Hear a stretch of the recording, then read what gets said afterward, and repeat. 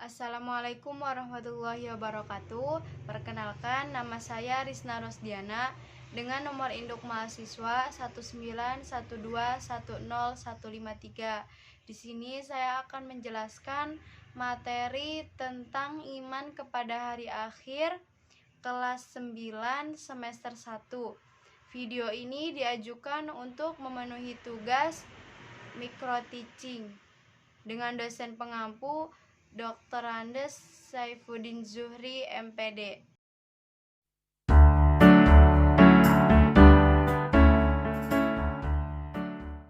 Yang pertama ada pengertian iman kepada hari akhir.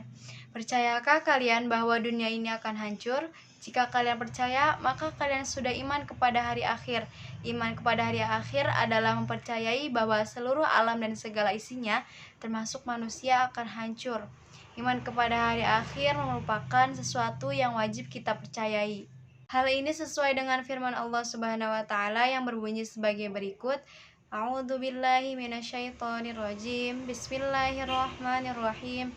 Wa inna sa'ata atiyatun la raiba fiha wa innallaha yab'atsu man fil qubur, yang artinya, dan sungguh hari kiamat itu pasti akan datang, tidak ada keraguan padanya, dan sungguh Allah akan membangkitkan siapapun yang di dalam kubur. Quran Surat Al-Hajj ayat 7. Berdasarkan firman Allah Subhanahu wa taala tersebut bahwa hari kiamat pasti akan datang, hanya waktunya kapan itu merupakan rahasia Allah. Tidak ada seorang pun yang mengetahuinya. Sebagaimana firman Allah Subhanahu wa taala dalam surat Al-A'raf ayat 187 yang artinya, mereka menanyakan kepadamu Muhammad tentang kiamat, kapan itu terjadi? Katakanlah, sesungguhnya pengetahuan tentang kiamat itu ada pada Tuhanku.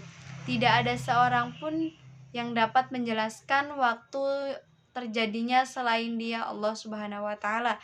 Quran Surat Al-A'raf ayat 187. Selanjutnya ada ayat-ayat Al-Quran tentang hari akhir. Sudah beberapa ayat yang menerangkan tentang hari kiamat. Berikut ini ada ayat lain yang menjelaskan tentang hari akhir, yaitu Bismillahirrahmanirrahim. Al-Qari'atu mal-Qari'ah wa ma adraka mal-Qari'ah. Yauma yakunun nasu kal farashil mabthuth wa takunul jibalu kal 'ihnil manfush, yang artinya hari kiamat. Apakah hari kiamat itu? Dan tahukah kamu apakah hari kiamat itu? Pada hari itu manusia seperti laron yang berterbangan dan gunung-gunung seperti bulu yang dihambur-hamburkan. Quran Surat Al-Qari'ah ayat 1-5. Ayat di atas menggambarkan tentang kepastian datangnya hari kiamat dan gambaran betapa dahsyatnya hari kiamat itu. Selanjutnya ada surat Al-Baqarah ayat 8 yang artinya, di antara manusia ada yang mengatakan kami beriman kepada Allah dan hari kiamat. Kemudian, padahal mereka itu sesungguhnya bukan orang-orang beriman. Quran Surat Al-Baqarah ayat 8. Selanjutnya ada proses kejadian kiamat sugro dan kiamat kubro seperti terkandung dalam Al-Quran dan hadis. Peristiwa kiamat dapat dibedakan menjadi dua, yaitu yang pertama kiamat sugro dan yang kedua adalah kiamat kubro. Yang pertama ada kiamat sugro atau kiamat kecil, yaitu peristiwa rusaknya sebagian alam seperti matinya sebagian makhluk hidup, rusaknya lingkungan alam seperti gunung meletus, gempa bumi, kebakaran hutan, tanah longsor, dan lain-lain. Yang kedua ada kiamat kubro atau kiamat besar, yaitu rusaknya seluruh alam semesta beserta isinya. Pada peristiwa itu tidak ada satu makhluk pun ciptaan Allah Subhanahu wa taala yang tidak rusak atau hancur. Semua binasa dan berubah menjadi alam akhirat, sebagaimana dalam firman Allah Subhanahu wa taala dalam surat Al-Haqqah ayat 13-15 yang artinya, maka apabila sangkakala ditiup sekali tiup dan diangkatlah bumi dan gunung-gunung, lalu dibenturkan keduanya sekali benturan, maka pada hari itu terjadilah hari kiamat. Quran Surat Al-Haqqah ayat 13-15. Setelah malaikat meniup sangkakala, semua makhluk hidup mengalami ajalnya, kecuali Allah Subhanahu wa taala yang kekal selama-lamanya. Firman Allah Subhanahu wa taala, Bismillahirrahmanirrahim. As-sama'u munfatirum bih kana wa'duhu maf'ula, yang artinya langit terbelah pada hari itu, janji Allah pasti terlaksana. Quran surat Al-Muzammil ayat 18. Dari ayat tersebut diketahui bahwa langit pun mengalami pecah belah. Dengan demikian, seisinya pun mengalami kerusakan yang sangat parah.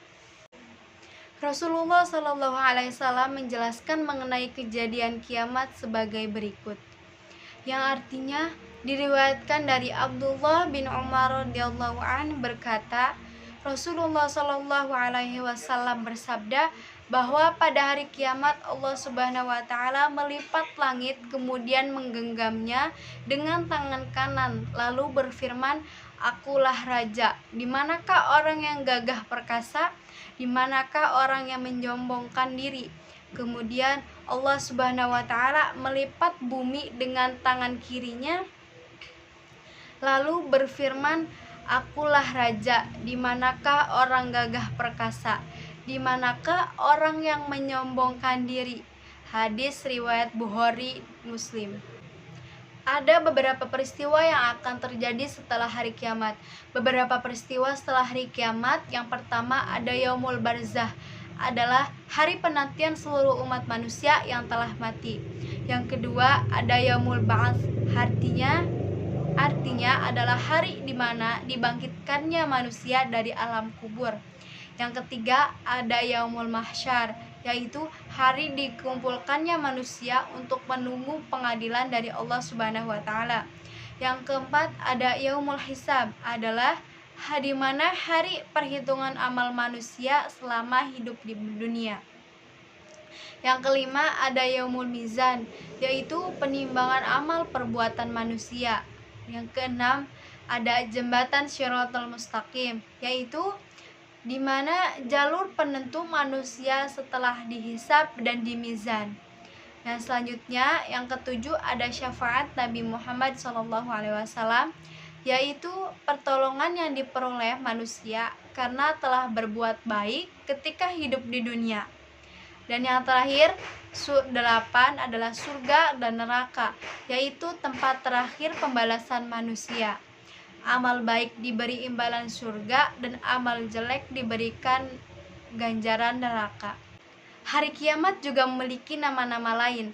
Adapun nama-nama lain dari hari kiamat, yaitu yang pertama ada Yaumul Akhir, yang kedua Yaumul Qiyamah, yang ketiga Yaumul Jaza atau hari pembalasan, yang keempat ada Yaumul Hisab adalah hari perhitungan, yang kelima ada Yaumut Taghibun atau hari kerugian, yang keenam Yaumul Mahsyar adalah hari penyesalan, yang ketujuh Yaumul Fas atau hari keputusan, dan yang kedelapan ada Yaumul Wa'id yang artinya hari ancaman. Yang kesembilan ada Yaumuddin atau hari pertanggungjawaban. Yang terakhir ada fungsi iman kepada hari akhir. Adapun fungsi iman kepada hari akhir, yang pertama menambahkan rasa iman dan takwa kepada Allah Subhanahu wa taala. Yang kedua, senantiasa hidup dengan hati-hati dan waspada. Yang ketiga, bisa mendorong rajin beramal ibadah dan menghindari perbuatan jahat. Mungkin hanya itu yang dapat saya sampaikan. Kurang lebihnya mohon maaf. Wassalamualaikum warahmatullahi wabarakatuh.